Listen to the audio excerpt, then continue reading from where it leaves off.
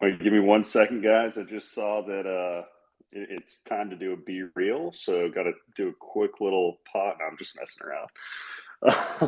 But give me 1 second. We'll get kicked off for the 52nd consecutive week of Wonky Weekly Alpha, which is what makes it the 1 year anniversary. So crazy enough, it's not the 1 year anniversary of the Wonky Stonks, but it is the 1 year anniversary of doing these spaces consecutively every single week, which is crazy to think about. So we are here. I'm going to give away some credit to the merch store today, as well as going to give away a stonk also. We'll talk about that here in a little bit. Give me just a second. We're having some issues connecting. But if you guys would like to speak, feel free to hit that request button. I'll bring you guys up here in a bit. So far, I have had issues connecting everybody that has tried. So there might be an issue with the space, but I think that we are okay. Let's see. Twitter is always a little bit finicky with that type of stuff. All right, Rooster, here we go. Need to go ahead and tweet this out as well. Can y'all hear me? Yes, sir. I don't know what it is, man. It's the minute the space has started, my internet. I don't know, man. Yeah, you're still chopping in and out a little bit. But dude, I was having that exact same issue a bit ago, right before this, which is why I was literally only 1 minute late. Had some issues getting up here as far as my connection as well. It's going back and forth. Like, my thing's weird, man. I've got, I guess, two different official Wi-Fis that I can connect to at my house. And I've got one run through like a native VPN on the router that I use, and then another, which is just the other, standard router for the house. And I was having issues with, I don't know, my phone occasionally tries to connect to the wrong one and F's everything up. But anyway, it's all connected to the trains and the balloon. It's all connected with our internet going out. Aliens are coming, I'm pretty sure. Exactly, man. I mean, dude, that's my thing. I don't know, maybe I'm paranoid with this, but I basically connect through a double VPN. Like, I've got a VPN running on my phone at all times, and my router has a VPN with it. So I don't know. Again, probably overly paranoid, but at the same time, it most of the time works. But I guess with all the weather balloons, the Chinese weather balloons lately, things have been a little bit messed up. Yeah, man. B-Ways, welcome up to the stage. How are you doing today? What's up, guys? Wonderful. It's Friday. It's a long weekend, what I've heard. So Monday's off, which was a surprise to me as a European in the US. So yeah, feeling great. It's beautiful. 52nd week in a row. I just cannot believe that. That's incredible. So congrats on the stamina and perseverance. Absolutely awesome. Feeling bullish as always. Yes, sir, man. I mean, market's been trending in the right direction. You love to see it. So yeah, everything has been fun as far as that's concerned recently. How are things over in Miami right now, man? Are they, like, right now? I feel like there's a cold front that's kind of worked its way across the country. Is that hit down south where you are, or is it still like, just warm, sunny, perfect as always? It's been maybe a couple of days where it was colder, but otherwise it's been warm and perfect and clear skies. I'm actually in Mexico City today in the weekend, where it is the same. It's beautiful. So the south, I think, is unaffected, man. I'm not sure how Texas is going. I love to hear that, man. Dude, Mexico City is one of those places I feel like it's such an easy trip that I still never made it out to. Like, I always have wanted to, but I don't know, just always have found excuses for not doing it last second. Like, I had some friends that actually I had the opportunity to work there back in the day. So oil and gas company I worked with, they had this thing where, but again, dude, this was the thing that pissed me off back in the day. So I had the opportunity for that and a couple other places internationally. And like my friend that ended up getting the position, she ended up having, she had a driver around town, literally had security with her that would go take her to each of these places, whatever she went with. And like she stayed in a nice neighborhood too, but like she had the absolute setup, man. Like everything was so legit. I had the opportunity to be able to go crash there, have all the, she had the connections for everything down in that area. Never ended up taking advantage of it, but I don't know, man. I still definitely one of those places. It's on the list of things that I need to go explore and do soon. Yeah, man. It's obviously depends where in Mexico. Like Mexico City is actually great. It's a massive city. It's awesome. Weather is pretty good. It's not Miami good, but it's pretty good. And there's a ton of international people here. Tons of Americans, if you care about that. I'm not sure if that's a pro or a con, but there are quite a few here, and probably presumably also quite a few crypto people. And I'm trying to find it out this weekend. But I suspect that a lot of those people are moving here as well, and the rest of Latin America. So yeah, it's definitely an interesting one to check out. Just fly over a couple hours and see if you like it. Love to hear it, man. Bogfather, how is everything going, man?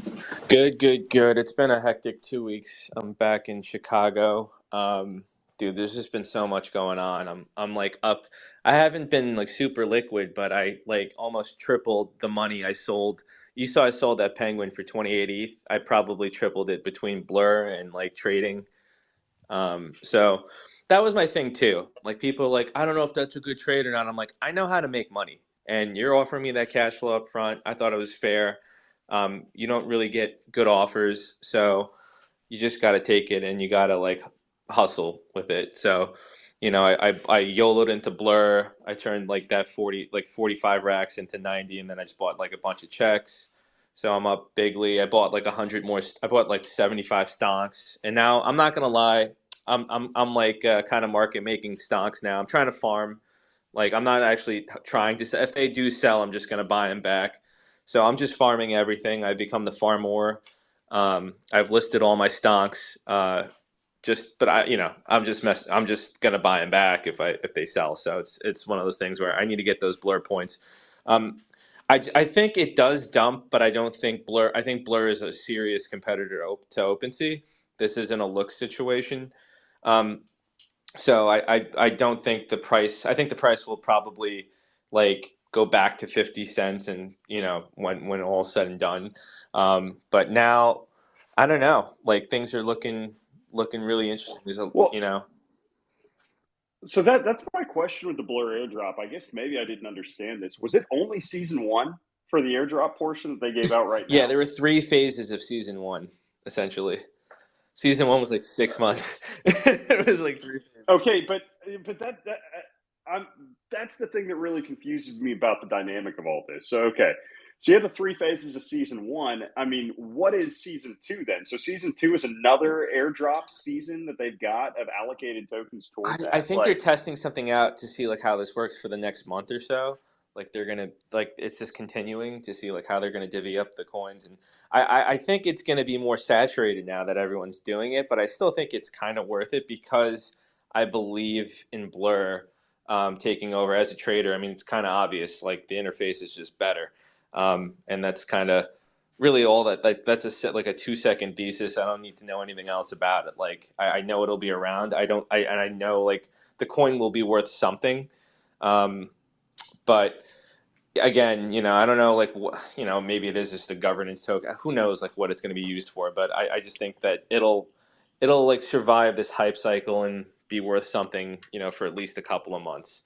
Because it is keeping open. Like what they're doing now is like the creator royalties, like the people that farmed the Pudgies and all the main projects, like they paid out these projects and gave them more money than OpenSea would have through the like basically through the token. So it's really really interesting. Even though they were cut out of they were cutting them out of the royalties for a couple of months, like they paid them on the back end even more than they would have gotten just through the OpenSea fees. So well, So the thing that, like, when I saw it drop down all the way beneath 50 cents, okay, whenever the token first dropped, right? It was all the way up for like a few minutes, in that $4, $5, $6 range. And I remember sitting there trying to claim my tokens and transfer them as fast as possible to dump it because I was like, dude, there is no way in hell that this stands up at these prices. And of course, whoever was able to claim it and dump it quickly in those first few minutes got this massive whatever. But then here's the thing with like tokens like this, every single person that I talked to was like, I'm going to dump it immediately after. So there were a lot of people that did that. And like, I respect that, right? As far as the immediate dump with the blur. But because of that, I think that it did end up a little bit oversold down there beneath that 50 cent range when it was there. And then at that point, it was like, okay, the market cap, and I wasn't looking at FDV because I do believe that FDV matters, but I don't think that it matters On so a small much on a right small at the time very frame. Yeah, beginning, exactly. It right? doesn't matter. Like, it matters in the big picture, but early on, you look at what's liquid, and what's liquid is going to be what actually affects what moves, what doesn't. So anyway, it's down there in the 50 cent range. It's beneath 250 mil for the market cap. The way I looked at it is, it's like, okay, and I still look at it this way, right? It's still sitting at 96 cents. So, from the fundamental perspective, I can easily, especially if Bitcoin keeps rallying, I think it hitting a 1 bill market cap is completely reasonable. Now, and I'm talking about just standard market cap, not FTV. I understand how much higher the FTV is. That'd be like, a 10-figure FTV at that point. But anyway, like it, or not It'd be 10, like it'd be eight. 11, It'd be eight because it's 12%. So 12 times like 8.5, 8.5. But it okay, yeah. doesn't matter. Almost 10 figures. So or 11. Yeah, 10 billion. Now, anyway, point being, it'd be a 10 bill plus FTV at that point. But again, doesn't matter too much in the near term, but again, I think 1 billion for the total like market cap for where it is right now makes sense for run up to around that range. And at that point, yeah, probably ends up selling off some because I don't know, I'm not a huge believer in shitcoins doing this insane run right now, but it just makes too much sense, like what you were bringing up for the fundamental reasons earlier. So I think that it definitely could squeeze up to that point. 96 cents still seems a little bit on the cheap side near term, but long term, if you're talking about a year plus, I think within a year, man, there's a solid chance that it ends up a decent amount lower than where it is. So it's definitely one of those type things where, it's a swing trade type of opportunity, because especially if they're doing other drops, stuff like that. And when you're starting to take into account the FTV, I haven't seen the vesting schedule for any of the seed round investors, but I'm sure that there's some type of accelerated vesting schedule on that also. There always is with this type of shit. So yeah, it'll be interesting to keep track of. Yeah, I'm not sure. I think the first day I saw was the first unlock was like June 14th or something. Could be wrong. But I did see like something along those lines. So yeah, Yeah, June and 14th. Point being, that's not very far away. yeah, no, Like, exactly. I love Blur. I love Blur as much as I love Luna at this point, right? Like, I took my shekels that they threw at me, and scaled out between like 65 cents and $1. Was comfortable with profits, and then just use that money, the airdrop money, to scale into some shorts and scalp some more profits. So playing it's very similar to how I did Luna. Ride it on the way up and short it on the way down and make money both ways. well, dude, it did end up turning into a decent stimulus check, though, for a lot of, like, the thing that I thought was really cool. There were a lot of people that, you know, that I saw that didn't get involved in the first drop necessarily, but they still said, hey, Blur is for everybody. And they still handed them out like a few $100 either way, right? Like if they did a little bit of volume on there, but didn't qualify for that first drop, or the first part of the season one drop. So I thought that was really cool the way that they ended up doing that. And, it did end up being a fairly equitable distribution as far as that drop was concerned. You're looking at it, a decent stimulus check for the NFT community as a whole. So, like it wasn't up there with like the ENS type of thing, but I think that more people got it than actually received anything decent from the ENS back in the day. Have you heard about the Collab Land airdrop supposedly coming today? That's not going to be good. That's No. probably not going to be good. Yeah, The I was Collab Land airdrop? exactly. I have no idea what the fuck they'd be dropping a token for, Dude, but that I sounds thought it that was sounds pretty like funny. something that's gonna drain Yeah, your I wallet. feel like I'm gonna get. I feel like I'm gonna like revoke access to every collab land thing. I don't like on all Discord servers. Yeah, I honestly like Collab Land's like really far outdated. I prefer Vulcan. It's like, yeah, I know at the current standings, there isn't much risk in the Collab Land signature, but at the same time, Vulcan like pretty much requires it doesn't require any wallet interaction at all, only for you to put a code in your OpenSea bio. And I think that's just a much better way to go about it, and Collab Land should pretty much be obsolete at this point. I agree fully. It's what is the only thing that I can think of as far as the benefit of using Collabland is this. So Collabland, like doesn't Vulcan have an issue with multiple Discord channels? Or am I off on that? Because I thought that we had an issue with that with a few people that were trying to use Vulcan to verify I think multiple it's channels there at the beginning. multiple wallets for the same Discord in different channels. Like Okay. let's say, like I had one wallet in the Stonks and one wallet in the Pandas, and then I was trying to verify both wallets under my account to be verified in both chats. Gotcha. I mean, but either way, you're looking at the security issues with it. It's just does Collabland have any other utilizations outside of Discord verification? They gave you that Collabland Genesis NFT airdrop about a year ago that was also worthless. But point being, they don't really have like their primary function is Discord verification. Exactly. So that's why I said they should be pretty much obsolete now that so the only thing that Vulcan's I'm looking around. at this point is that it's like, I guess it's kind of if they actually are doing an airdrop type thing, it sounds like a last ditch effort to try to save some type of user base. But my whole thing is everything that you have ever been taught in NFTs is anything with Collabland that is not that initial verification is a scam. Do not touch it. It is not worth touching. So it almost makes it seem a little bit more scammier, like because I'm just sitting there wondering to myself, the intuitive nature of hearing the Collabland is doing an airdrop is somebody hacked the Collabland like main account, their Twitter account, their whatever else, and they have released all this information and they are just doing one. I mean, hey, even if they didn't hack it, maybe it's the devs realizing that their shit's dead and this is their last ditch. Like, we're going to just get somebody to sign a signature across the board of everybody that's used this and just wipe out and drain all wallets because we know that we've seen what our users do and we know that we can't trust them to do anything anyway.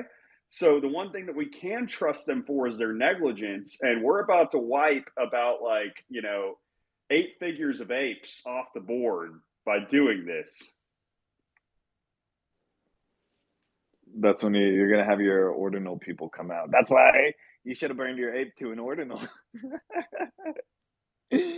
Oh, shit. Dude, I have some alpha too. So, well, I don't know if it's alpha anymore, but they might still be available. But I bought one of these Trading View watches for like there was like a discount. It was like there's 500. It's a limited edition, and they're like 40% off if you use the code. I'll post the code, and I'll post the thing in the stock Twitter chat. But I bought 13. Like I bought one initially, and then they reached out and they're like, "Hey, we have a couple of people that like canceled orders. Do you want some more?" And I was like, "Yeah, I'll probably buy them all." And I bought 10 grand I bought like 12 more watches. And I think they're going to be the boomer unisocks of the next run. So, not financial advice, but I'm going to. Do they have an NFT that goes No, along that's with the them? thing. They're so dumb. They didn't do that. Like, it was like exactly what they should have done. It's just like straight up the Well, watch. but okay, but here would be the difference for the unisocks comparison, though. Unisocks, I think you only got the socks sent to you if you burned your socks NFT. So I think that that would have been, you're right, like as far as a watch play, that is such a genius play because you're like, well, there are only 500 of these watches, but they actually don't exist. Like they don't even have to do the production of the watches themselves, right? Like they don't even have to produce the watches. They just make the NFTs for the watches. And they're like, well, if you want this, here you go. So now you've got actually, if you have a physical, then at that that it's like, oh, like this is actually one of maybe 100 physicals. Yeah, there are 400 out there that might be burned eventually for it, but like, you know, people prefer the NFTs. I think that that would be a really interesting concept for somebody else that wants to do a watch drop down the road. Oh, for sure. Yeah, I mean that's like that was the way to do it, but I guess they're like it makes sense for like their audience. It's trading view, it's like 95% traders, and we are like the minority. Not even just crypto people, but um, you know just NFT people. So I still. Yeah, revise that to like 99.9% if you're, you know, bucketing it to just NFTs Yeah, yeah. versus like you probably have, you know, maybe 10% of trading view. I don't know. I can talk to them and find out. It's probably more than that, but I'd say 10% just crypto interested, 90% that are interested in just stock equities, and then, you know, the other 0.1% might be NFT native people. Oh yeah, it's kind of crazy those numbers, but that's what I'm saying. Like, how many of those people would want to watch and they'll pay like a ridiculous amount? I mean, I don't know what the multiples will be, but for 700 or $800, like I think you can 10x that. Honestly, like people will pay for a limited edition watch, like what they would pay for like a date just like an Oyster Perpetual. Like I don't know. I think. So, Bug, let me ask you your strategy on this. Where are you setting up your, you know, where would be the secondary market for people to Yeah. find these? What's your So there is strategy? already an ARB for 2.5x. They're selling for regularly for two to 2.5K on eBay. Might be able to do StockX as well. So it's literally I could have arbed them all right now and just listed them, and it'll take a little bit to sell, but I'm just gonna bag hold these until the next bull run, whenever it is. Like whenever retail makes money, like the next time retail makes money in droves, this thing is gonna be fucking a 20x easily, because they're not like TradingView I think is decent. Like I don't think they're going anywhere. I think they have a big enough audience, and I think it's a pretty good watch. I'm like actually wearing one of them right now. I have another like 5 coming in like a half hour. I just got the delivery email, but it's reminded me. But I posted in the Wonky group chat if there's any available, if there's any left, definitely recommend uh, like snagging them up. I posted the screenshot too of. Oh, wait, did I not do that? I posted the screenshot to show you that the link is legit. Like it's the DM I have with like TradingView reaching out to me. So you're telling me they have already flipped brick watches, Yeah, like yeah, Dave Portnoy's yeah. um, U.S. made brick watches. Which the funny thing is, they're probably made through similar. Like after I looked into that, I realized, you know, a lot of people gave Dave shit for that, but I think that's really the standard way for going about creating your own brand and doing that type of stuff. So, Yeah. I mean, with these watches though, I think it's Christopher Ward. They're an English company, but they're manufactured in Switzerland, so they are Swiss watches, um, and they're pretty high quality. And it's kind of cool. Like I like the bezel color. I mean, it's pretty simple. It's like a tag, but I mean, it's like they have all the markets. Like you can adjust all the markets. Like actually all the stock exchange, the major stock exchanges. There's like in the center of the bezel. and you can do some cool stuff with that. But I think it's a good enough watch to sell for a high premium once the mania sets in. Whenever it is, it's like a thing that's worth bag holding if you have the cash flow. So I had some cash, and I'm like, you know what? Like, I spent 10 G's on a Rolex. Let me buy 13 of these, and I could probably buy like an AP. I'm actually gonna do the challenge. I'm creating my own challenge. The 10 Trading View watches into a Royal Oak. That's gonna be my challenge. So I'm gonna do it. I'm gonna trade 10 of these for a nice AP, and I'm gonna keep one for shits and gigs. So that's my plan. Love to hear it, man. I mean, I know several other people that got that they're a fan of it. I thought it was an interesting concept. Surprised more people haven't really gone down that route. But yeah, I mean, I don't know. Trading View in general, I just look at like I'm curious. I forget what was their thing that they did with Nasdaq earlier. It wasn't any type of announcement, right? They were just ringing the bell. I don't remember, but that sounds about right. I don't think. I actually got invited to that event, which I wish I was in New York for, but I Dude, got that would have been invited to go up there sick. with That would have them. been sick. Should have just flown out. Yeah, they let me know one day before, Oh, right? yeah, They that's messaged me the day before, and they're like, "Hey, you're not in New York, are you? You know, we've got this event going on tomorrow." And I was like, "Nah, I'm not." They didn't even tell me what the event was. I don't think that they could like spill the beans exactly. So I was just like, "Nah, I'm not here."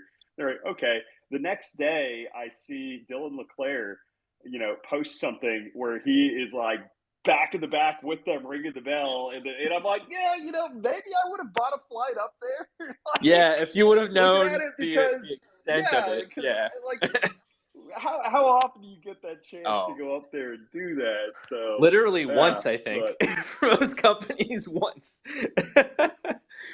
But yeah, dude, that was like back in the day. There was this opportunity I had with the company I was working with. And I didn't know how to golf back then, right? Cube, you'd be disappointed in me, but had the opportunity to play in this charity golf tournament because somebody said, hey, you can golf. And I don't know how my name got thrown in the pot, but I was going with like, a couple of VPs. Um, JJ Watt was the other person that ended up being there, and myself would have been like the foursome for the scramble. And it was like the nicest golf course in the city of Houston. And, I just look back on it. I'm like, man, I would have had 2 weeks, like 2 weeks to train. And I didn't know JJ Watt was going to be the person that was going to be in the foursome either. This is like JJ Watt in his prime. And I don't think anybody knew it was going to be that. But I'm like, man, there are just some opportunities in life that you just say yes to and you just figure everything else out as you go. Right? yeah, Like, it's totally it. Yeah, you can't think about that. You just gotta go. But oh boy, yeah, you learned your lesson. Next time, if you get a crazy opportunity, you just do it. Hugh, what would you have done in that situation?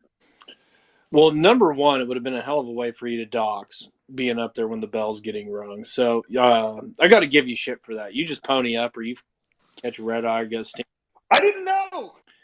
The golf thing, yeah. I thought it was like a dinner cube, or just saying. I was like, Okay. I'm gonna have a dinner wherever. Okay, that's fair. If you didn't know you were going to be up there helping ring the bell, that's okay. Different story. Nonetheless, the golf thing, take it or leave it. Just know a lot of business deals get done on the golf course, and you could have met a future Hall of Famer. So that's on you. But stick with the golf thing. Hey, I will say my golf game is at the point now. Is it great? No. But if I was ever offered an opportunity for a scramble like that, would I be confident enough to just go up and play? Yeah. Like, why not? We eventually have to organize the great Wonky Stonk invitational scramble at some point. Yeah, dude, we need to set it up. Where I'm surprised no crypto events ever happen? How are there no crypto events that happen out in Arizona? I feel like, they're half combine, that's where you could work in both some type of fun crypto event in the summer, work in some golf also, plenty of good golfing, right? And yeah, I mean, just something different than the typical Miami, Vegas, LA, New York scene. Yeah, I don't know if it's just me, but who the hell wants to be in Arizona in the summer? Not me, and I think that's why they don't do it. Okay, well, schedule it for a better time. I don't know. Like, No, I there, just don't. There's not many reasons to go to Arizona. It's like one of those states that you like drive through only. see, you say that Arizona is a fun spot, man. Like, Phoenix, Tucson, like some of those other places. There's some fun places in Arizona, right? Like, I think it's an underrated, especially if you're looking at the party event, whatever scene. Like, it's a decent spot. It's underrated. I think that like you would get a solid, and it's just not the same type of speed and crowd. You know, how crowded it is versus some of the other big cities that everywhere else goes. But you still have the same type of, nightlife slash other entertainment opportunities. As our resident Nah, Arizonan, I will not stand for this Arizona slander. Khalil, whenever you want to set up I something was in gonna AC, say, dude, let's do it. I have an idea because I saw the Campi Pandas do it. If you saw those Loud Punks, and I think Rooster's gonna agree, for the Wonkies, maybe you get like 2 or 3 of those. I don't even own these anymore. I think they suck, but I think it's useful for communities to kind of use them to like as because they're just lifetime VIP passes to Rolling Loud, and basically you can raffle those off for like literally every concert. So it's kind of like just free utility, and like if they're offering that for 2 grand a pop right now, I think that might be like a solid thing to, where you don't even have to do anything. You just own the thing, and it'll hold its value too. So you could always dump that at a later time for probably what you bought it for. But I know that the Pandas bought 10 of them, and they're going to use that. But that's what I think that the use case for it is. It's not like the pass actually appreciating in value, but something to add for each. Actually, it's a decent idea. So wait, VGF, sell Arizona for, like, am I crazy? I mean, first off, are there any events that have happened there that I'm unaware of? Because again, it just There seems like one of are, those obvious spots that hasn't really taken off yet. there have been, but not notable or great ones. So like, Do you think a decent conference could be held there? oh yeah, for sure. And I mean, like, there's definitely like a budding desire for it, because like when you look at the equivalent price of like throwing an event in LA or Vegas or Miami or New York, like you could fucking blow it out of the water here. And the perspective of like Arizona is just like one of those places that you drive through. I challenge you to experience Scottsdale and say the same thing. Um, I mean, just whether it's nightlife, entertainment, dining, golf, like across the board, there's plenty to do. So yeah, as far as like hosting something here, it would be like you could really show up and cause a ruckus for less than it would cost you to you know rent a nightclub for the evening in LA or something. Lots I of beautiful women, challenge that. Rooster. I challenge that. First of all, Scottsdale sounds like it's in Europe. Um, and second of all, the reason events are held in LA and Miami is because that's where people would travel to go to these events too, right? You're not just attracting a local crowd. I you Have will you ever not seen the catch Waste me. Management Open and the crowd that attracts? I would say the week of The Waste waste Management Open and Super Bowl being in the same city in the same weekend would beg to differ. Waste Management Open. Are you like talking about Wait, like the you don't know real what the Waste trash Management company? Open is? Are you kidding me? That's the biggest party at all of like the PGA Tour. It's insane. Bro, Kaleo, we have to give some grace here. There are I'm not as 14, many as remember? cultured as you on the party experience of Scottsdale. Okay, again, Rooster, I'm just saying I like I may be a bit of a boomer, but this is not a boomer concept. This is like a hidden gem as far as if you were looking for, places to be able to really entertain, hold like a badass party. And again, like you think I'm insane as I say this. There are a lot of beautiful women in Arizona, Rooster. There really are. Oh There's yeah, a lot of but opportunity for this type of stuff. But, again, just the overall, the nightlife, plus you're talking about the cost, the other stuff that you can do outside of that. I mean, hey, which maybe we plan it and have an extra week that we go out there and we book out, because I think that you have to like literally reserve this like a year in advance, but you reserve like, a whatever number of people to be able to go down, do a hike down to Havasupai Falls, spend like a few days going down a little detour trip after everything is done to the Grand Canyon. I'm telling you, there are a lot of fun things in that area. which Rooster, I'm not going to disagree with you. Like I agree that if you're trying to like pull people to an event like LA, Miami, New York, like they have that broader appeal as to why someone would go out of their way to go to those cities. Just stating that, like, I think overlooking the charm of Phoenix, Scottsdale, or Arizona in general is an oversight.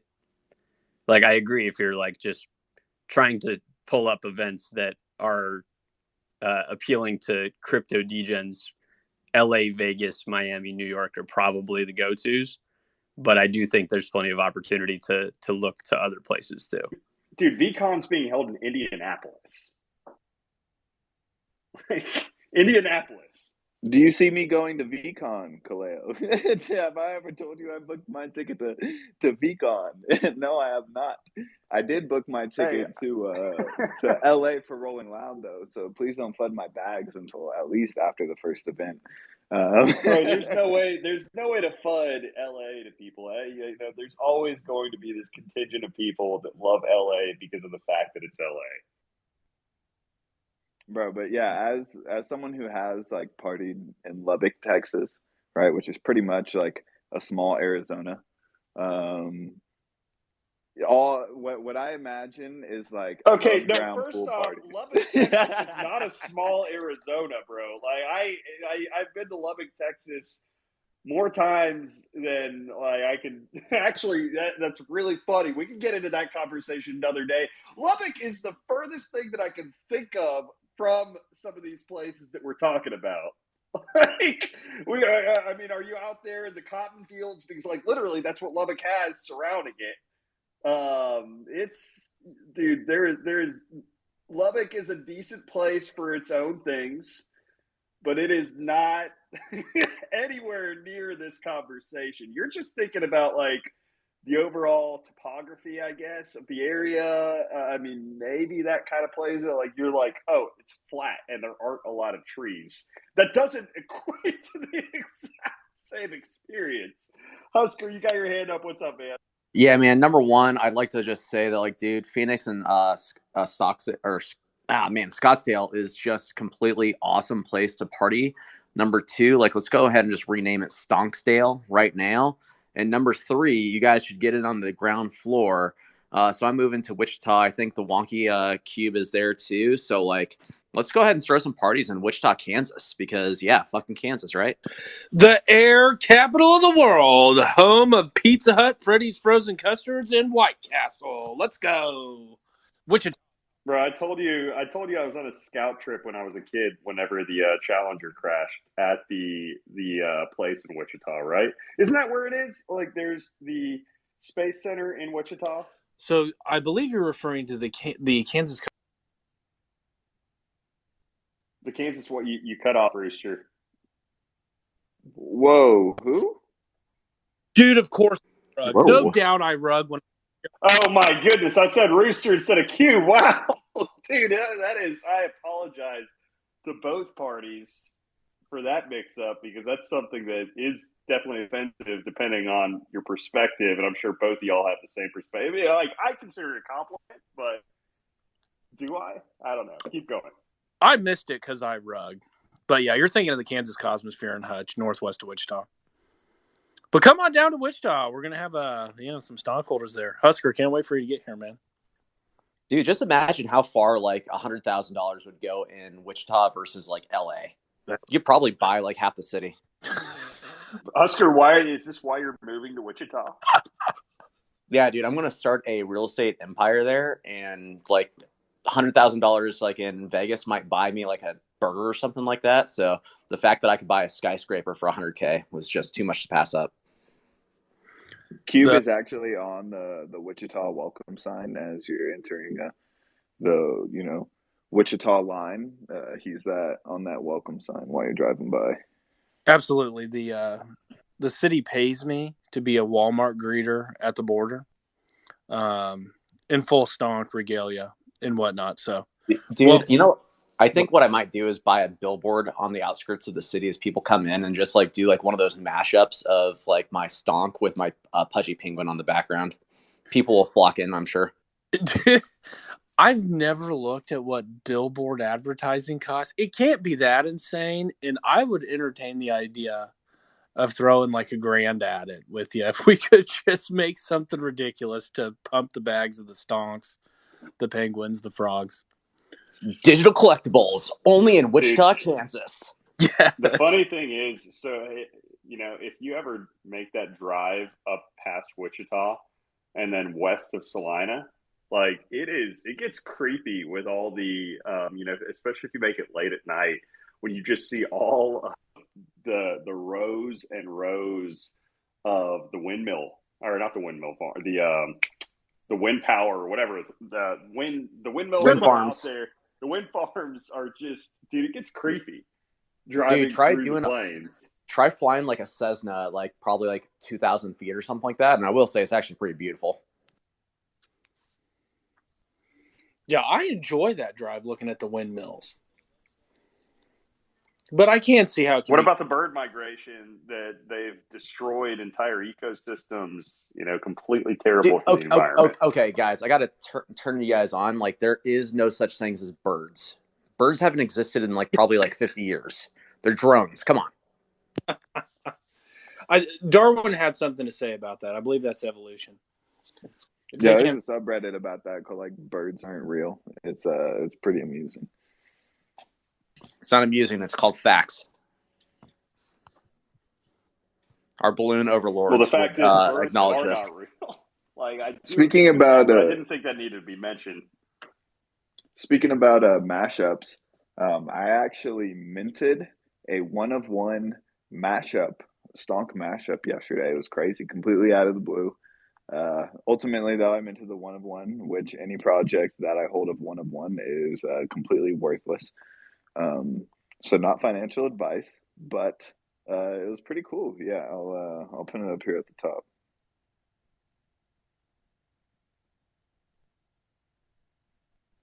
'80s, my man, the myth, the legend. What is going on, sir? What's up, family? How we doing today? I'm doing well, man. Doing well. Appreciate you asking.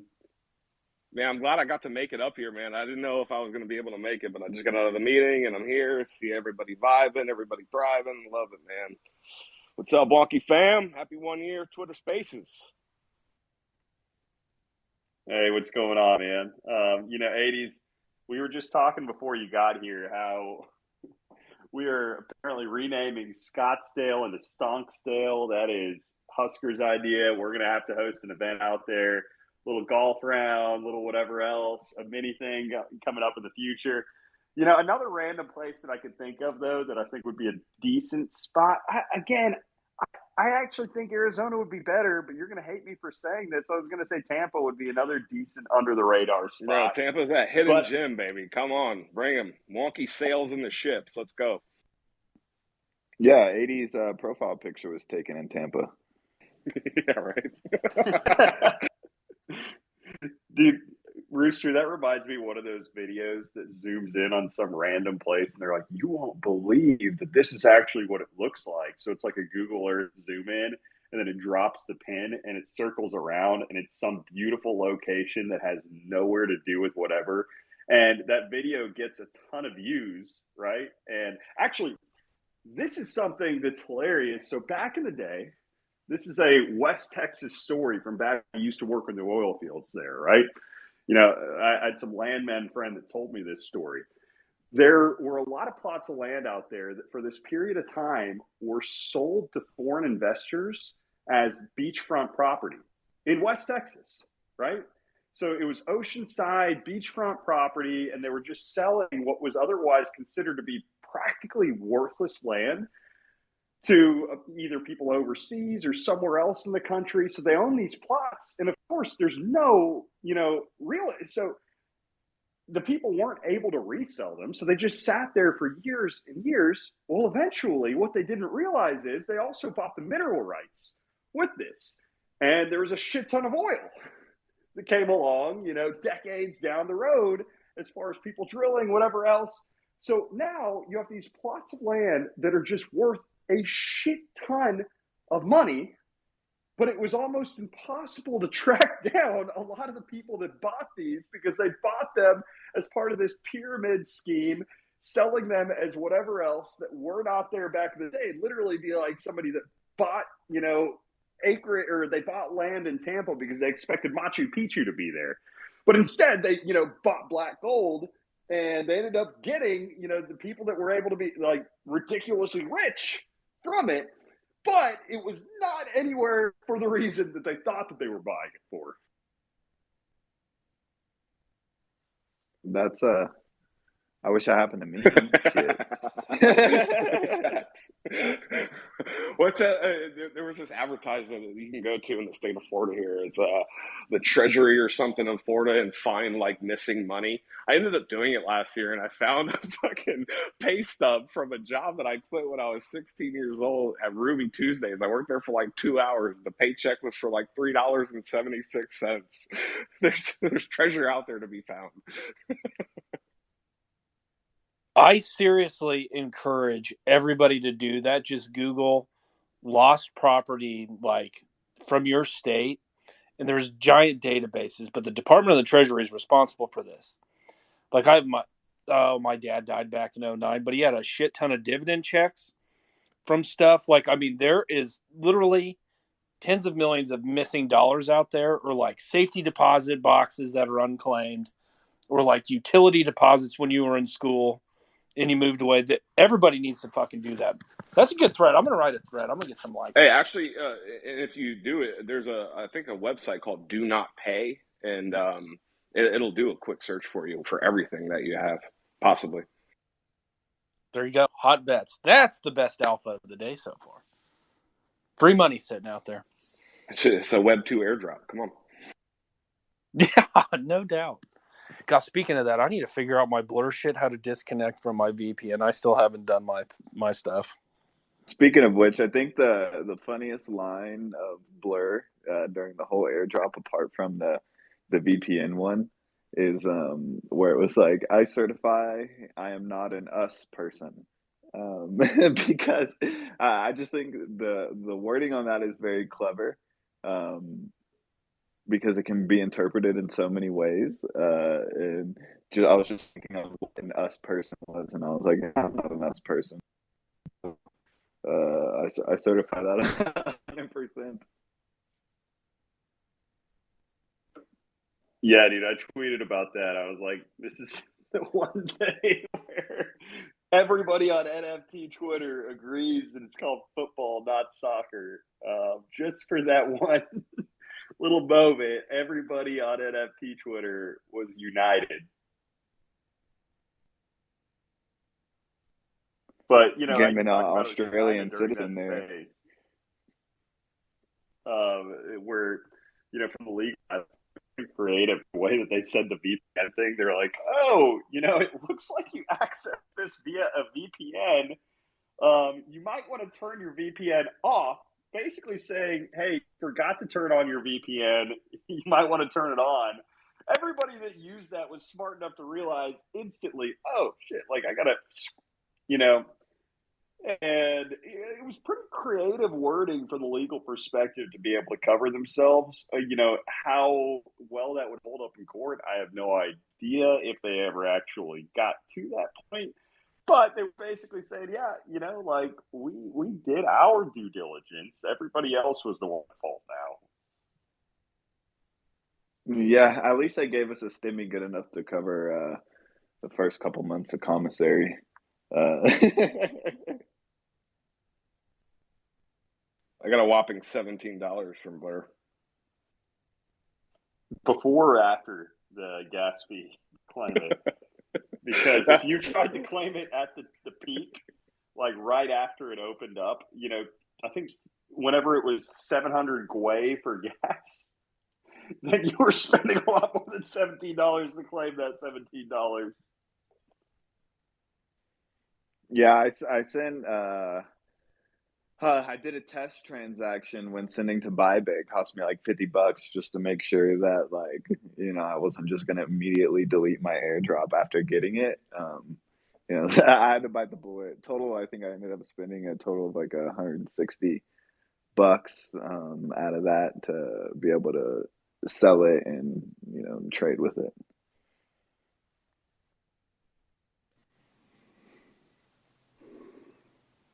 So, funny story about Web2 airdrops. I'm a boomer. I'm almost 40. So my grandfather, when I was, I don't know, probably about 10 years old, bought me 1,000 shares of Microsoft, which at the time was about 50 cents. And then I lost it, just totally lost track of it for probably 20 years. I get a letter in the mail a couple years ago saying, hey, you've got some missing property, 1,000 shares of Microsoft, you should look into this. And I was like, oh crap, I don't have to work anymore. This is amazing, right? Well, it turns out, I don't know what other states do, but the state of Florida at some point sells your stock for whatever the stock price was at the time. So my shares were all sold at like 80 cents a piece. So I got a check in the mail for like $800, which was great, but it obviously was not the current value of Microsoft today. So that was a huge mistake on my part. I should have hung on to those shares for sure. Well, I mean, if that's the case too, if they were, at the point that it was 50 cents a share, I'm sure there was some type of, stock splits, whatever else that was happening in the process. And well, I I'm don't not know even that. sure. I'm not even sure if they realized what they were doing at the time. Speaking to be honest, but it really affected quite a bit of people. What is this, Rooster? What are you talking about? That affected a lot of people? Oh, where was it? Just me? That was okay. Pause. Hold on. I could just be. Is your pretty mic big. or That is so out of the blue. Was it not like there were so many people affected by what just happened with the ripple effect was strong on that one, man. Okay. Okay, pause. Can you hear Stud Muffin? They didn't know. I cannot. I thought we were all quiet for 2 minutes, right? I thought we were all quiet for 2 minutes, and then we just like impromptu, just did the silent space. And Bro, I was you gotta ready get to, that Wi-Fi fixed, bro. bro. I was ready to boo the first person to start speaking. That's what I was waiting for like 1 minute and 30 seconds. I thought we were doing a mini silent space. I was ready to start booing the first person who was speaking. And then Kaleo comes on randomly, and I thought he just tries to pick up we were having a conversation, even though it was a silent space, and I kind of play a trick on everybody. So I just try to tag along with that and make everybody seem like they missed important information. I just want to say the power of this community. That's where I was. Yeah, the fact that y'all held a moment of silence for my my losses, that means a lot. That really, that made my day. Thank you for that. I can still not hear Stud Muffin. It's completely silent again.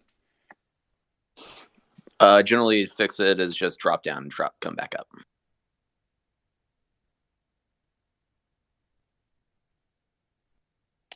Yeah, get rid of him. Anyways, this is your opportunity to talk shit on Rooster. I mean, though I will say, Stud Muffin, I guess, unwittingly had an opportunity to talk shit on Rooster that entire time. You could have got off on a whole tangent. Your bagel sandwiches suck. Yo, I won't lie though. Rooster's bagel sandwiches have looked pretty good. Yeah, the pictures that he's posted. Bro, I'm telling you, I've been telling it for a while. Start a fucking food truck, bro. You got the goods. Just get this shit going, man. But how's that going to compete against Stonk Father's They Kalashi? could complement each other. Yeah, a food truck. Just a mini food truck stop. It's Just pretty good. brand it with Wonky Stonk wrap on the side, and what else do you need to sell it? Them's fighting Can't words, miss. 80s. Them's fighting words. Hey, man, until you cook that bacon in the oven, we're not friends, man. Do I look like I'm 72? No, I do not cook my bacon in the oven. All right, dude, I've got a terrible admission here, and you guys may give me a lot of shit for it, but I've always been, I cook some great bacon, not in the oven, right? Like, I'll just fry my bacon, or just do it in the pan like anybody else, and cook some great bacon, but it's always messy, right? I understand the oven side of it. You're like, yeah, it's a little bit cleaner, maybe a little bit more of a consistent result if you're, because there are a lot of people that cook their bacon in a pan, end up burning it and doing this, that, and the other. So I get that, it's not the lazy man's way of doing it. I found the super lazy man's way of doing it recently, where I just have bought the pre-cooked bacon that you nuke in the microwave for about 10 seconds. And it goes great on sandwiches. It's cooked basically perfectly. And I'm not making this as, like a breakfast combo, but to go on a sandwich, if I just want a quick thing of bacon to put on there, it comes out amazing. And it's clean. It's quick. I think it's an underrated way, and I'm surprised that it's taken me this long to get there. Q, what's up? Boo! Boo! Get the fuck out of here! All right, Q, your show. Much like Stud Muffin, I'm somebody approaching the age of 40. And as a standalone product, food source, bacon, you cannot do it that way. But the pre-cooked that you zap, I have some in my refrigerator right now. When it's a complement to a sandwich or something, that is the only way to do it, because you don't make a giant ass mess. It's unbelievably easy, and it's relatively inexpensive, so you can buy more stonks in the end. So that's a great call. I'm with you there. I wasn't expecting that. No, I appreciate that. I do think it complements it incredibly well. It's a quick way of doing it. You're right. It's not that expensive. Overall, I feel like I use, like, occasionally I'll buy a pack of real quality bacon, and then, I just sometimes, like, it'll lapse, I'll have a mind lapse and I'll forget to cook all of it before the time it goes bad. And like with these, I never underutilize a package. I, for one, was fully expecting that. I've seen Cube's piggy microwave bacon tray. He has a tray that is shaped like a pig that he puts in the microwave. So not only, does it remind you that you're eating meat, but it's like you're watching yourself cook the actual pig in bacon form.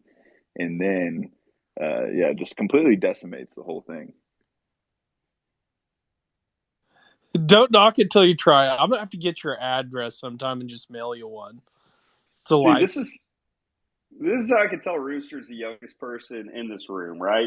Just every single innovative, solid concept, ranging from Arizona to microwave bacon, just absolute hate without ever giving the experience a chance.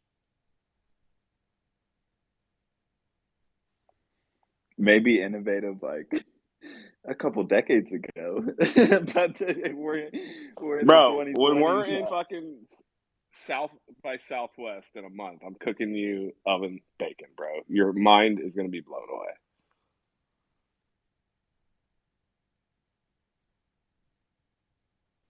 Another place, actually, I'm thinking of random cities. Sorry to get back to this. Other random cities, I'm surprised haven't had events.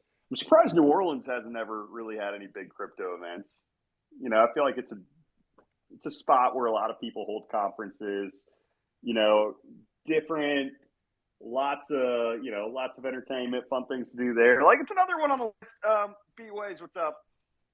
No, I put my hand down because I was going in a different direction, but on the alpha side. You can go to a different direction. I can just Yeah, go on the alpha side, man. We can go away from Yeah, and well, whatever this has been. yeah, no, look, I mean, good point. New Orleans, I mean, sure that they could do something fun on the side events of an NFT event. So they should do it.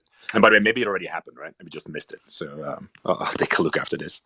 No, one I picked up one NFT this morning, which I wanted to bring up because it's kind of could be some brother and sisterhood with Wonky Stonks, actually.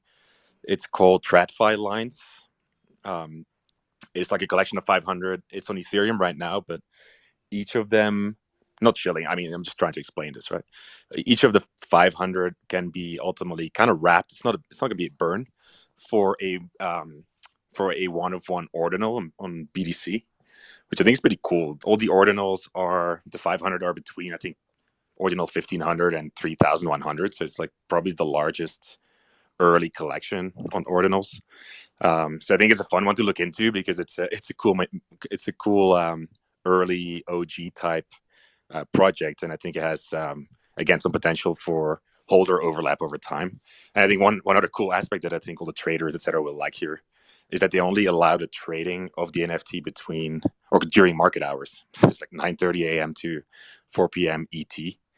And otherwise, you just any trade that is not happening within those hours is actually reverted. I don't know how exactly to do it, but it does work that way. So there's some pretty cool features there that I think it's worth checking out.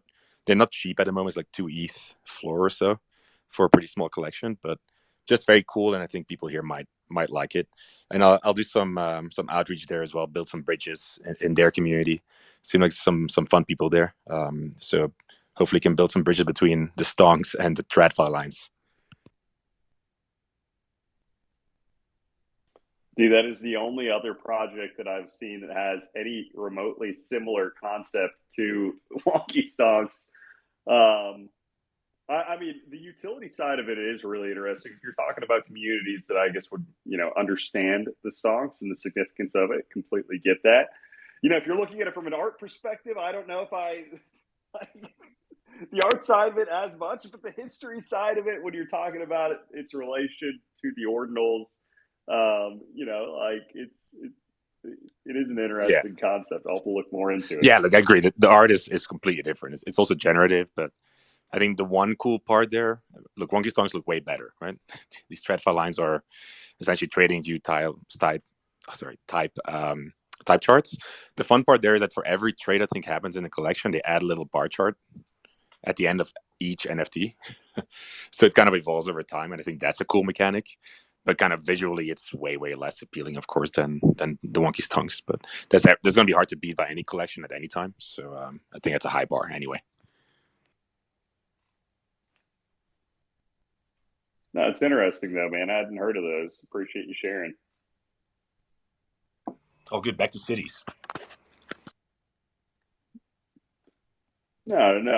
I'll say, it does surprise me though, whenever you look at how many collections out there that have that similar type of concept.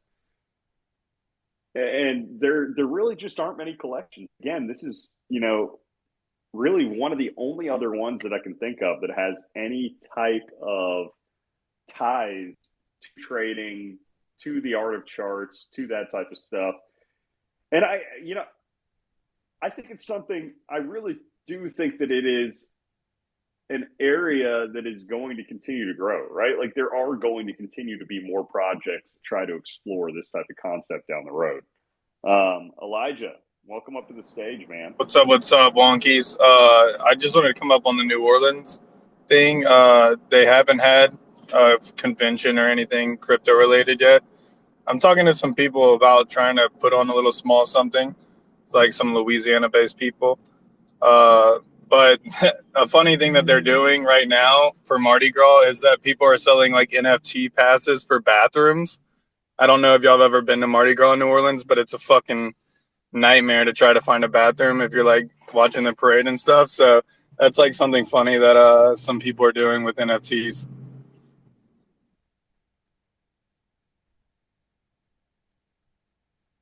New Orleans is absolutely crazy, man. I'll say this: I respect people that are brave enough to travel to New Orleans for those type of events. that, like, the red dress run, all those other different crowded things that are down there. But it's just, I don't know, man.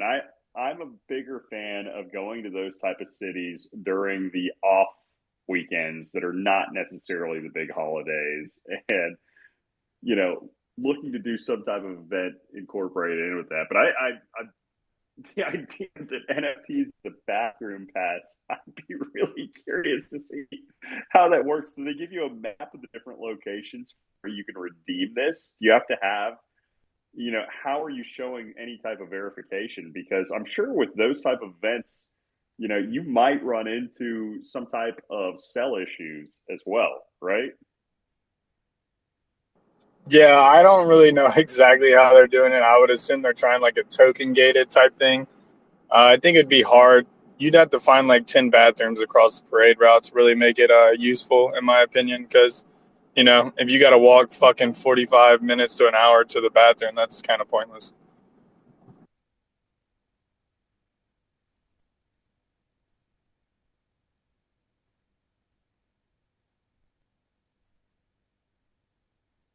Yeah, sorry, I didn't realize I was muted on that. No, it's interesting stuff, man.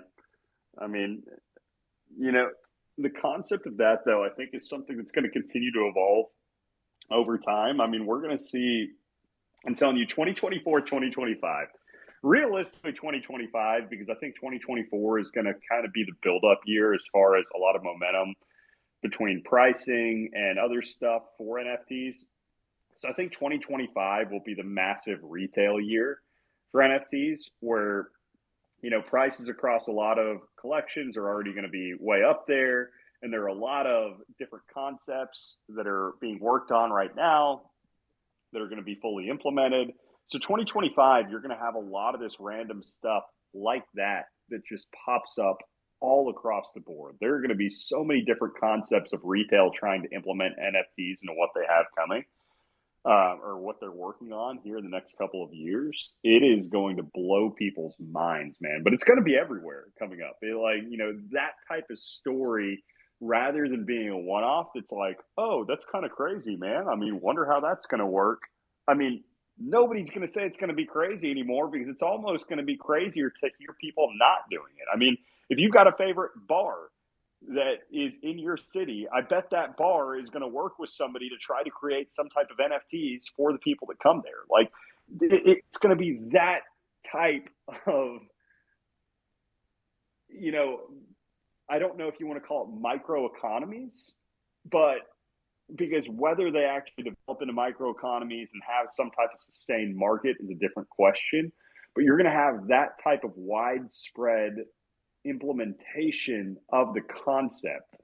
And it's something that, especially when you look at different apps like Manifold and how easy it's made creating and distributing and listing NFTs, that type of stuff is coming, right? So that's why, again, when I talk about like the significance of historical NFTs and, their place in the bigger scale, bigger scheme of things, I really think that's where, the value proposition and the originality of Stonks really comes into play.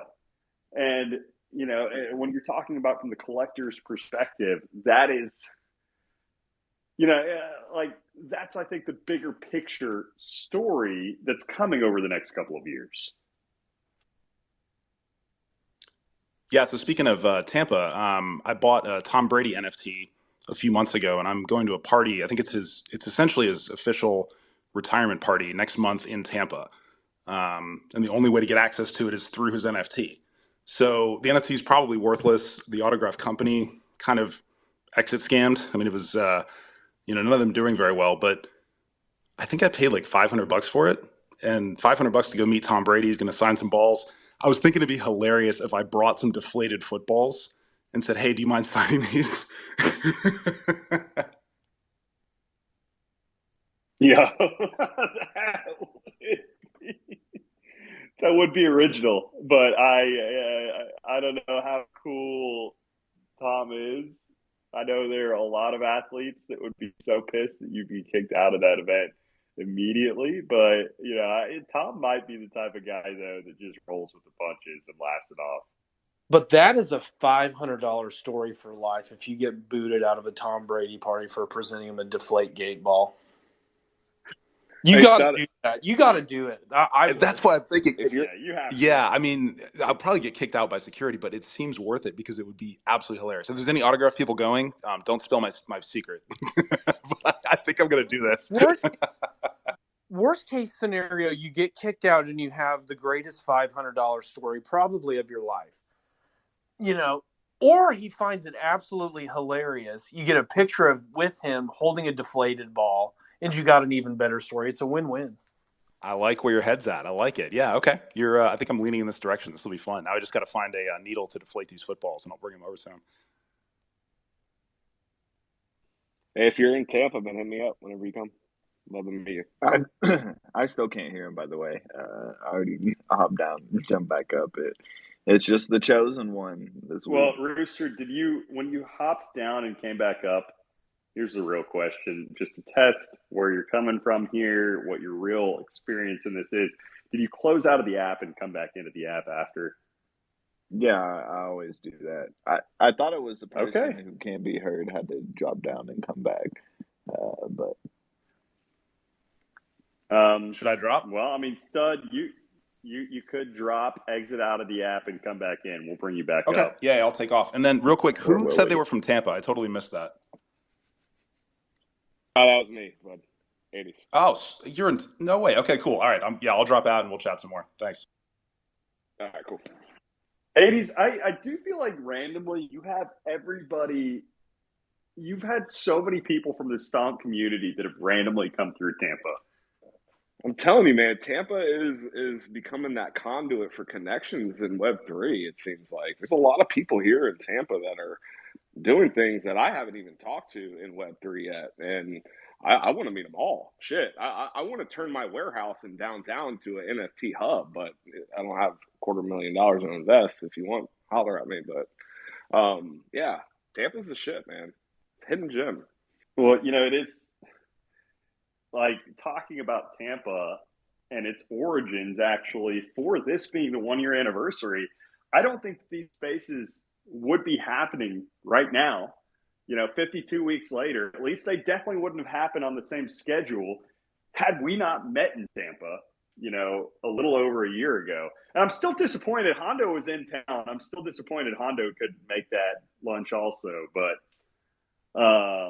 yeah, again, that was just another random connection from the Tampa because, wasn't there for 80s, but it ended up just being opportune, had, whatever window of time that I was able to get up there, meet with him, and it ended up working out, right? But I mean, since then, I have seen you meet up with countless numbers of people from the stonk community. And, I think a lot of it is just centered from people having random events from Tampa because it is like an up and coming spot.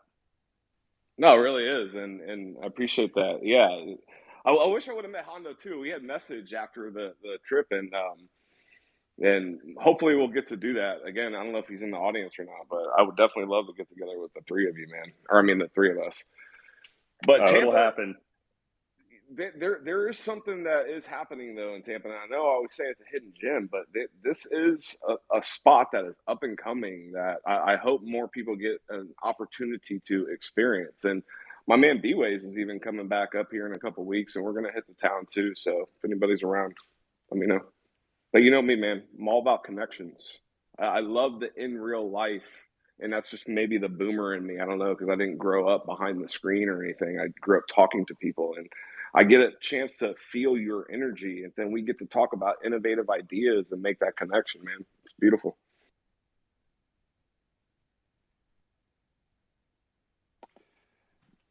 Yeah, Stud Muffin, I want to do the experiment real quick with your voice and see if Rooster can hear it. Okay. What do you guys think? Can you hear me, Rooster? What? Hello? No, I'm playing. Yeah, I hear you. You had me there. Let's go. That's funny. Okay, so it was on my end. All right, good to know. Yeah. So 80s, you ever been to Armature Works? That's where we had lunch. Yeah, that's where actually, yeah, me and Khalil had lunch. It's my little spot I go to. I love That's armature work. wild. So that's where they're holding the Tom Brady event. Yeah. That's wild, man. Yeah. Are you from here Space Coast. or no? Oh, okay, Space Yeah, Coast. man. So Cool. if you ever You're want to, like 2 hours away. check out a Yeah. rocket launch, man, they're wild. Like the new Falcon Heavies are like my dishes break when the rocket launches go off. Like they're so powerful. It is crazy. Yeah, it is wild. Growing up, we actually here in Tampa, we were able to see the Challenger always launching all the way from Tampa, even though it was on the Space Coast. It was always a sight to see, bro.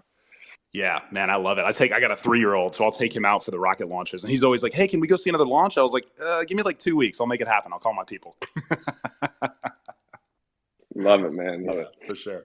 So, Cleo, quick question for you, because I got a bunch of GBTC in my retirement account. It's just a little bit easier to, to play with GBTC sometimes than it is to buy actual crypto.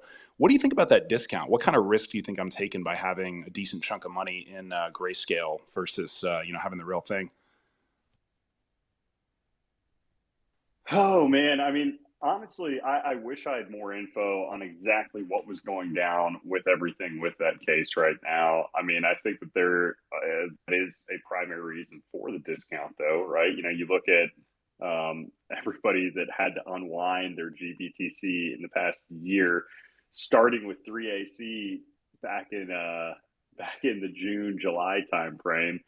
But honestly, man, I think the risk is a little bit overstated personally. I think it's one of those things that probably does, with that risk, there probably is some opportunity. But at the end of the day, there's a reason why having physical Bitcoin, and I say physical Bitcoin, having the ownership of Bitcoin versus any other type of proxy does reduce your overall exposure risk. I think there's more upside, but like obviously you can't do that with a retirement account. So I think any vehicle that you have that has exposure to Bitcoin is going to have that type of risk, right? Like, we've seen that across the past year. Nobody is fully immune. So, I think it just comes along with the territory. I wish I had more info on exactly what was going down with that. And will it ever unwind? I don't know. I think it's a cash cow for them that they are very incentivized to keep open. And as long as they can keep it open, if they ever do want to, get back fully, I mean, I think it's their easiest vehicle to continue on the path of profitability. But yeah, man. So I don't think it's gonna completely collapse like everybody else says. If I had to take a guess, make a bet on it, I would say you're probably fine. But crazier things have happened across the course of the past year. But I mean, if anything does go down with it, I think the one thing that we've seen right now is it's going to take some time for that to happen. So I'm sure that you'll have ample time to react, and there's probably opportunity in the meantime. We'll see. Yeah, that makes sense. Hey guys, Oh, sorry. I gotta hop off. Much love to everyone. Unbelievable that we're freaking here a year later doing spaces. I mean, testament to this community, testament to the vibes, and just want to say I wholeheartedly appreciate all the connections that we've made in this space and where we're going in this space. So much love. Enjoy the day, enjoy the weekend, and have some fun. Love you guys. You as well, man. Take it easy. Pythonomics, you jumped up here a little bit ago. I haven't had the opportunity to hear from you yet. How's it going? It's going pretty well, Khalil. How are you? Doing well. Cannot complain. Hey, I do want to hear what you hear is the update on the whole Elon API thing, how that'll affect, things like the Stonk spot and what they're planning on doing with that going down the road. So, right now, I believe it's still a hurry up and wait type of situation. They haven't really rolled out any changes yet, but what they've discussed on Twitter, what I've seen is that there's basically going to be a smaller free tier that's allowed to tweet, I think, like 1,200 or 1,500 tweets a month, which is great if your project doesn't have any traction. But if you're Wonky Stonks, you're going to use that up in like a day or two. And that leads to the next tier, which is the paid tier, where if you want to tweet more than what the free tier allows, they're charging, last I checked, $100 a month for that capability. Now that's not like per bot or per account. It's more like so like with Twitter, you've got your Twitter account, and then you've got like app accounts, and you can have multiple Twitter accounts linked up to one app account. So really, that $100 a month monthly fee that they're looking to charge is for the app account, like the developer account, so that multiple users can sign up to that service and utilize it for whatever they want to utilize it for. So when it comes to the Wonky Stonks bot, I'm using one app, but it's actually serving more than just the Wonky Stonks bot. I'm not trying to shill the other bots, but I've got a couple others that are running out there using the same app. So probably what's going to end up happening on my end is I'll have to fork over that $100 a month just to keep these NFT bots active. Or maybe I'll get lucky and Elon will say, hey, your bots are nice. They're not malicious. They're not spamming everybody saying, send me 1 Bitcoin and I'll send you 2 back. And he'll just let me ride for free on this train. So yeah, that's really it. Just kind of keeping an eye on it, hoping that they publish something soon so I know better what the situation is like. But yeah, Elon's on a warpath to make some money in Twitter, and part of me supports him, part of me doesn't. So I think anybody who's used Twitter for free over the last, I don't know, however many years Twitter's been around, likely feels the same way.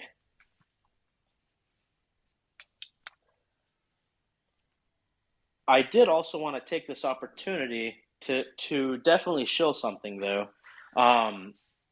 It's your yearly reminder that if you don't have a hardware wallet, please go get one. Store your assets on it. Don't get hacked. Store your seed. Save it. Keep it in a safe deposit box or something. The worst thing that can happen is for you to be playing around, degen minting something, and somebody drains your wallet. Now all your NFTs, all your money is gone. Play it a little bit safe. Spend $100, $150, whatever a ledger costs these days. Store your coins, store the stuff that you care about over there, and keep the degen minting on throwaway wallets. Yeah, that's all I got. Yeah, I appreciate that, man. And yeah, that's something that we bring up a good amount. And I think both the things that we've seen the past month, as far as like quote unquote hacks, I think that it's important to start labeling them correctly too, right? Because 99% of these aren't hacks, right? They're all phishing jobs where people are signing things that are malicious contracts that give permission to their wallet that shouldn't otherwise. And like why I say that we need to start labeling correctly is because a hack implies that, you didn't necessarily do anything and you had X level of security. It wasn't enough. Somebody was able to bypass whatever walls that you did. Kind of implies that there wasn't action on your end, that it was action on somebody else's end versus, phishing. The phishing doesn't happen unless you snag onto the bait, right? Like there is a lure that's out there that somebody, is dangling in front of you and, they catch you onto it. And it's easy and understandable, looking at how some of these have happened. But as far as like the 2 big wonky hacks that have happened recently, it sucks and feel for both of them that it happened to. But, both of them came from phishing ops as well. Which, again, if you're talking about shilling from the ledger perspective, if you've got that segregation from hot versus cold storage, then you reduce the risk of your exposure toward being phished. Absolutely. I mean, if you want to get phished, there's nothing to stop you from getting phished. But having that cold versus hot setup just adds a little bit more time between the time that you would get fished if you didn't have a hot and cold setup, um, to kind of think twice about what you're doing, right? You could navigate to a website and open it with your wallet and say, oh, okay, look, they're giving me I don't know, 1,000 free Wonky Stonks if I simply just like authorize my wallet and connect to it. It seems a little bit too good to be true, but we know, Kaleo here has got a really big heart, so it might be true. I don't know. But if I only had a hot wallet setup, I might just say, well, this sounds like an opportunity that I really want to take, and I'm going to do it now. I'm not going to think twice about it. And before I know it, Kaleo's got all my NFTs or whatever fake Kaleo out there, not the real Kaleo, obviously, because he's a nice guy. But if I had a cold wallet setup and I saw the same thing and I realized, well, I want that 1,000 on my ledger, it's going to take me some time to go dig out that ledger, connect it to my wallet, connect to my laptop, and go through the motions to connect to that website. And that might just be enough time for me to think, hey, hold on a second. Did Kaleo actually tweet that, or was it somebody else? And that little period of time is enough to let doubt creep in, and that doubt can save your portfolio. And that's it's kind of standard practice if you look across anywhere in computing, right? I mean, you've got cold storage with Ledger and crypto, but on like your normal email account, like if you've got a Gmail account, you've got two-factor authentication, whether that's via a security key or via a little code that gets either sent to you via SMS or via like an app or something like that, right? And that just helps that service know that this person is authorizing against us, but we want to make sure it's actually that person and not somebody that just has that person's credentials. So it slows you down. If you were logging into a website thinking that it's the official one and it prompted you for two-factor authentication, you might double check and say, hey, is this actually the site I wanted to be on, or is it not? And that little period of time can be a lifesaver. And I think that's really the key when it comes to having these cold storage devices, because if you can buy yourself that little bit of time to be able to really evaluate the service you're connecting to, the site you're connecting to, or whatever you're trying to authorize to, and man, I lost track of my thought. But the point of the story is get yourself a cold wallet, beef up security. You don't have to make your life difficult on a day-to-day basis. That's what your hot wallet is for, is to keep it easy. But for the stuff that's really valuable, put it somewhere safe. Not a lot of people, some people do, but not a lot of people keep cash in their mattress. Most of them keep in the bank. So there's a good reason for that. Yeah, I appreciate that, man. I feel like safety is something that's not talked enough about in these spaces. The safety, security, best practices. Back when I used to work at the oil and gas companies, you couldn't start a meeting without doing some type of safety moment there at the beginning. And it was overplayed. A bunch of the ideas that people were out there, like especially when there were so many meetings that were happening, it was incredibly overplayed. Just some of the different things that people talked about, so you kind of forgot about it. But like with this type of stuff, man, I mean, it's just so easy that it's just an important reminder, because you don't know if you're going to have people that are in this space for the first time that may or may not have the opportunity and the experience that a lot of other people have in here, because it is something that's relatively new, right? It's something that isn't always incredibly intuitive. So it's important to bring up what those best practices are consistently, so that everybody is either A, educated for the first time, or B, reminded on it. So definitely appreciate you coming up and doing that, man.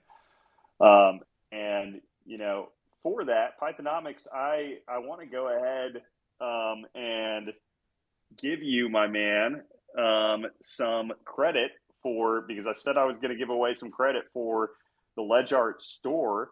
I will talk to Hondo about that and figure out the best way to make that happen. And I'll shoot you over some credit to the LedgArt store, because, appreciate you bringing that up. Also appreciate, again, just, everything with a Stonk bot as well this year. So congratulations on that. Thank you so much. That really means a lot to me. I've been eyeing. Yeah, so you can get some stonk swag. Yeah, I've been eyeing some stuff on that store, especially after the recent update, and there's some cool stuff over there. Um, I just I couldn't. I was waiting for my paycheck to buy it, but it seems like I don't got to wait for it anymore. So, thank you so much. Yes, sir. Yeah. So let me DM Hondo and we'll get all that set up for you. And dude, I am the worst when it comes to some of this type of stuff as far as so if it takes a couple days, trust me, it will come. It just sometimes like takes me a couple days to get some of that type of stuff organized. But hey, y'all, unfortunately, I do have to get wrapping up with the space as well. Really have enjoyed it. Always have enjoyed, doing these. We're going to keep it going. Week number 53 and 54. We'll be here for the two-year anniversary next year, the 3-year anniversary of these, the year after that. We're going to keep it rolling. The stonks are inevitable. Love you guys and hope everyone has an incredible weekend. Take care, y'all. Have a great one. Yeah, have a great weekend. See you guys.